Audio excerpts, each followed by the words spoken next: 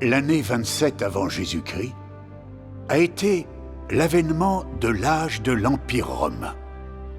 Son pouvoir s'est progressivement étendu et il est devenu un vaste empire couvrant l'Europe, l'Asie et l'Afrique et dominant la Méditerranée. Il régnait sur environ 1/5 de la population mondiale de l'époque. Après la prise de Jérusalem par l'Empire romain et l'expulsion des Juifs d'Israël, le christianisme s'est répandu dans tout l'Empire romain. Cette bonne nouvelle du royaume sera prêchée dans le monde entier pour servir de témoignage à toutes les nations. En 313 après Jésus-Christ, l'empereur romain Constantin Ier a légalisé le christianisme. Des années plus tard, il est devenu la religion officielle de l'État. Le développement de ces événements a fait progresser la propagation et l'expansion du christianisme dans toute l'Europe, l'Asie et l'Afrique, à toute l'humanité, et a posé les fondations du christianisme parmi la classe dirigeante et les gens du peuple à travers ces continents. Bien sûr, cela a influencé la vie des gens sur toute l'étendue de ces continents, dans des domaines comme la foi, la réflexion, la morale et les habitudes sociales.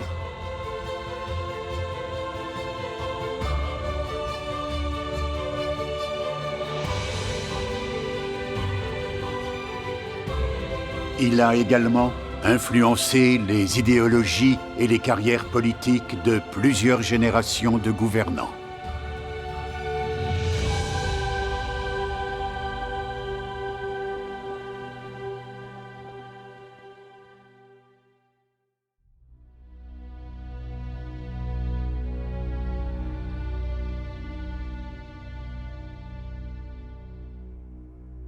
La grande diffusion du christianisme dans l'Empire romain et l'expansion de son influence ont semé un vent de panique parmi les dirigeants de Rome. Ils avaient terriblement peur du christianisme et le détestaient. Pour empêcher le christianisme de prendre le pouvoir, ils ont sauvagement persécuté le christianisme et assassiné un grand nombre de chrétiens.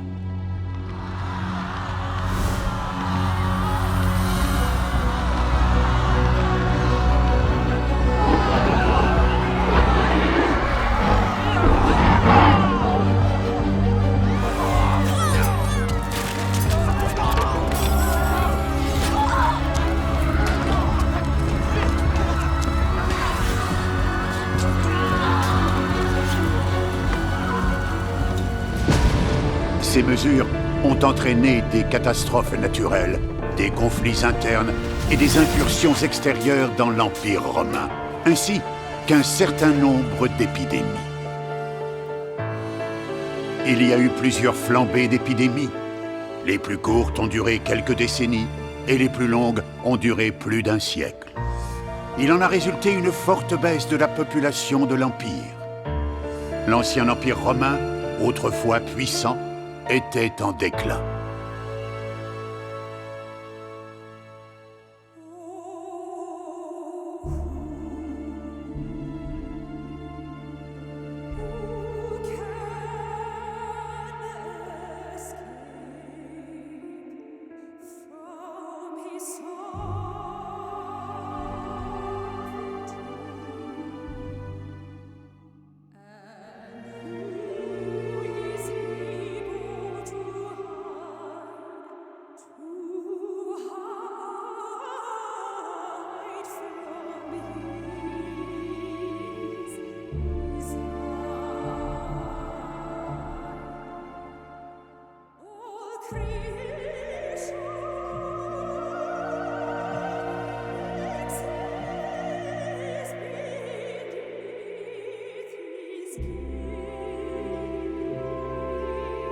En 1453, la Rome antique sombra dans le chaos.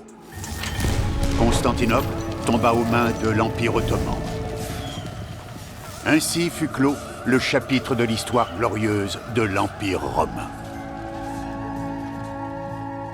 C'est ainsi que survinrent les derniers jours de l'Empire, après 1500 années glorieuses. Son déclin fut causé par la colère de Dieu. L'Ancien Empire romain a progressé et a été fondé pour l'expansion du christianisme. Son âge d'or a été inauguré par l'établissement du christianisme comme religion nationale.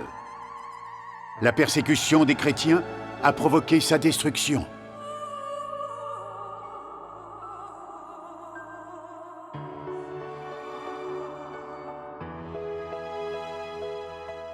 Bien que l'Empire romain ait disparu de l'horizon et quitté la scène de l'histoire, sa mission, ainsi que son développement et son existence dans l'histoire de l'humanité, ont eu un effet indélébile sur les générations suivantes. Il a constitué une grande force pour l'expansion du christianisme et il a nourri l'expansion de la pensée chrétienne et de son approfondissement dans l'esprit des gens. Bien que la prospérité de la Rome antique soit une chose du passé, l'influence du christianisme sur l'humanité n'a pas pris fin. Il a nourri et guidé les gens de génération en génération. Il est comme une graine pleine de vitalité, profondément enracinée dans le cœur des gens. Il n'a pas seulement ouvert l'esprit des gens et guidé la Renaissance, il a aussi fourni une direction et une inspiration entièrement nouvelles pour le développement de l'humanité dans tous les domaines de la vie. C'est ce qui a conduit à l'explosion de l'art, de la culture et de la science en Europe de manière inédite.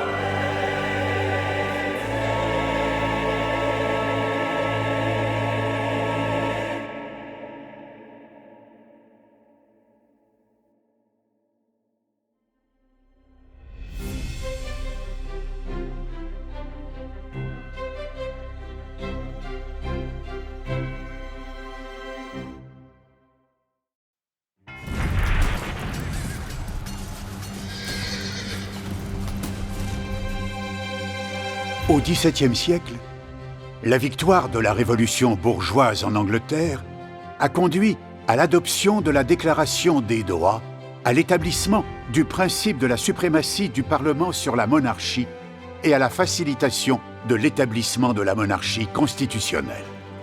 En conséquence, l'Angleterre est devenue la première monarchie constitutionnelle, ouvrant l'ère de l'abolition des monarchies féodales et de l'établissement des monarchies constitutionnelles par l'humanité. Après que la monarchie constitutionnelle britannique a été établie, la France, l'Allemagne, l'Italie et l'Autriche ont suivi. Les révolutions bourgeoises ont éclaté, et ces pays, l'un après l'autre, ont vu leur régime autocratique féodal renversé. Ils ont établi leur propre constitution et établi leur propre monarchie constitutionnelle.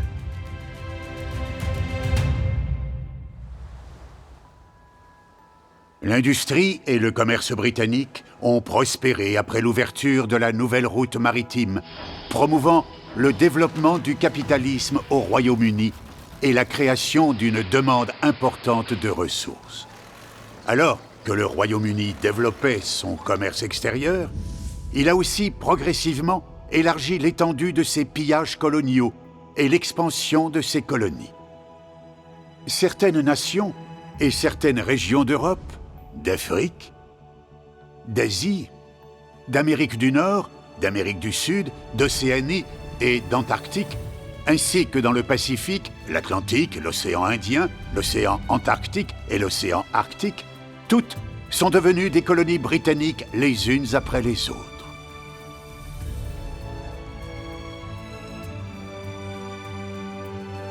Au début du XXe siècle, l'Angleterre avait conquis un quart du territoire de la Terre et de sa population. Pendant l'expansion coloniale de l'Angleterre, des connaissances et une réflexion avancée dans les domaines suivants, tels que les systèmes politiques occidentaux, la culture, les religions, l'éducation et la médecine, ont été introduites dans les colonies. Les anciens ordres des pays colonisés ont été renversés et les idéologies féodales préexistantes ont été détruites. C'est ainsi que les colonies se sont engagées, sans le savoir, sur la voie de la démocratie constitutionnelle.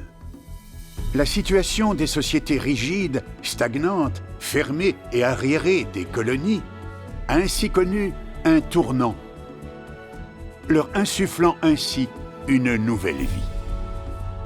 Il s'agit d'une contribution durable au développement de tous les aspects des colonies. Docteur, s'il vous plaît, sauvez mon frère.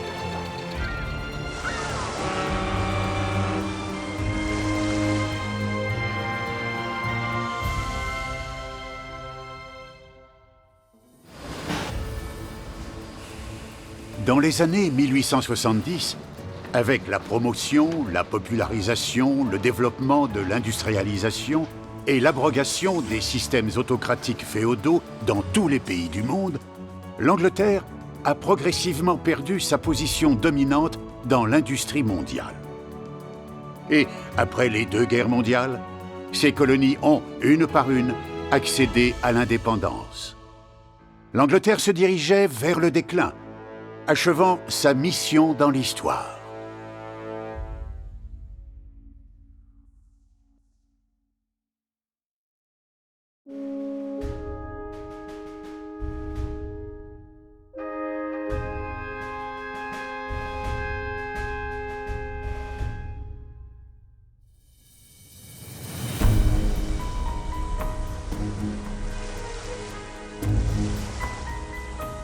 Du milieu à la fin du XVIe siècle, un groupe de gens s'est formé dans les églises en Angleterre.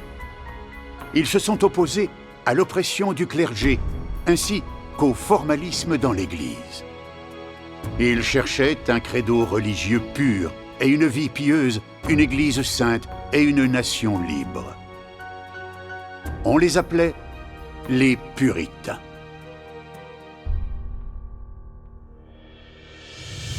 En 1604, la famille royale britannique a ordonné à tous les puritains de retourner à l'église d'État et d'obéir à l'évêque. Sinon, ils risqueraient d'être expulsés ou même exécutés. Les puritains ont donc été forcés de quitter l'Europe et de se diriger vers l'Amérique du Nord. Après cela, un grand nombre de puritains les ont suivis en Amérique du Nord. Certains d'entre eux venaient des universités d'Oxford ou de Cambridge. Ils étaient généralement plus instruits que la plupart des Européens. Ils ont défendu les concepts d'autonomie, d'égalité et de démocratie, ainsi que les enseignements de Dieu. Ils ont également imprégné de ces choses la déclaration d'indépendance des États-Unis et la Constitution américaine. Sans les puritains, les États-Unis n'auraient pas vu le jour. Et la séparation des trois pouvoirs n'aurait jamais été mise en place. Ainsi, non seulement les puritains ont été la pierre angulaire de la création des États-Unis, mais ils ont été les pionniers qui ont rendu l'Amérique forte. Le 4 juillet 1776, lorsque la déclaration d'indépendance des États-Unis a été adoptée, un pays indépendant en plein essor et multiethnique est né en Amérique du Nord. Ce sont les États-Unis que nous connaissons aujourd'hui. Washington, le premier président des États-Unis, a déclaré « Considérant que c'est le devoir de toutes les nations de reconnaître la providence de Dieu Tout-Puissant, d'obéir à sa volonté, d'être reconnaissante pour ses bienfaits et humblement implorer sa protection et sa faveur. »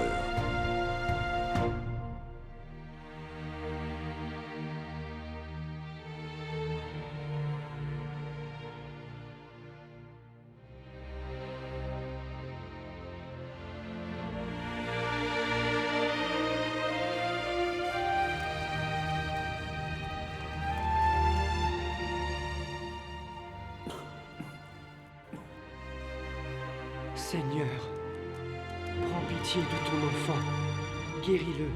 Par pitié, Seigneur, je t'en supplie.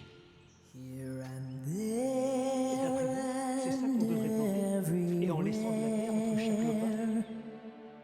His deeds and his power can be found. His wisdom and authority. Seigneur, merci pour tes soins. Seigneur, merci pour ta grâce et ta bénédiction. Amen. You and there and everywhere. Oh Seigneur, la sécheresse persiste. Prends soin de tes enfants, s'il te plaît.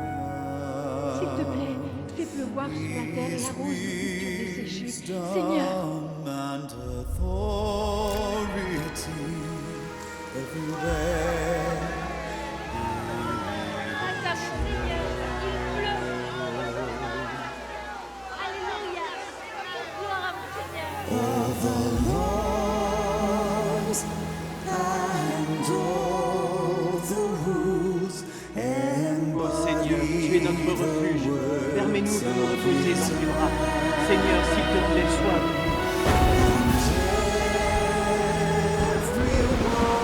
yes, every one of them. Merci, Alléluia, loué soit le Seigneur. Il a exaucé notre prière. His sovereignty, who is able to hide from his design. All things exist beneath his gaze. All creation dwells beneath his mighty reign. All things exist beneath his gaze. All creation dwells beneath his mighty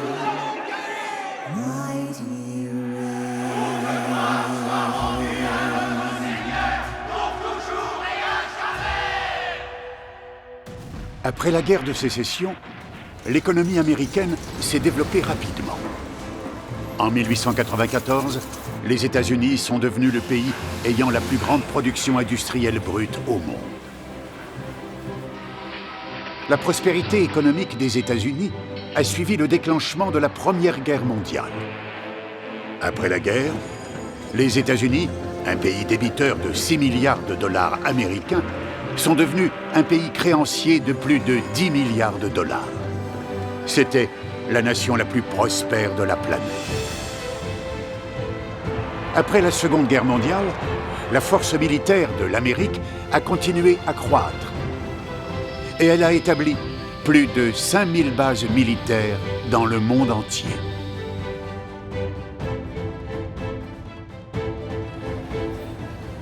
D'un point de vue économique ou militaire, les États-Unis étaient devenus une superpuissance mondiale incontestée.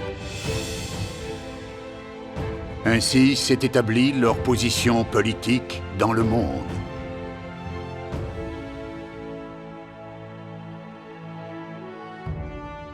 Sur la base de leur adhésion aux principes fondateurs de liberté, de démocratie et d'égalité, les États-Unis ont endossé le rôle de gendarmes du monde. Les États-Unis ont donc continué d'intervenir et d'interférer dans les événements mondiaux, de freiner efficacement l'expansion des forces autoritaires et de protéger un grand nombre de personnes de tous les milieux ayant été persécutées pour des raisons religieuses ou politiques. Ils ont aussi grandement contenu la propagation de diverses forces maléfiques et ont limité les dommages causés à l'humanité par les forces du mal. On peut dire que les États-Unis ont joué un rôle important dans la stabilisation de la situation mondiale et l'équilibre de l'ordre mondial. Ils jouent un rôle irremplaçable dans la protection et la stabilisation de la situation mondiale.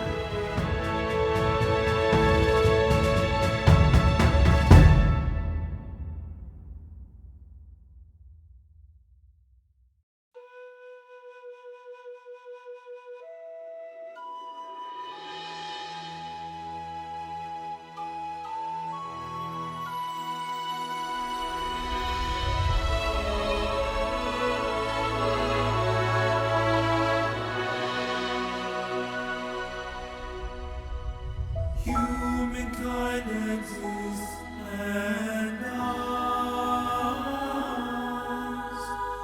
under the eyes of God. Mankind exists for the banishment of God, and for the same reason He takes His final breath.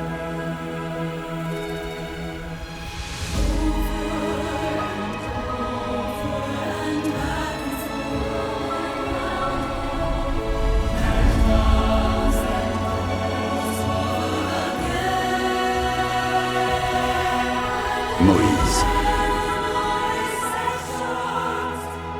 Mon oreille avait entendu parler de toi.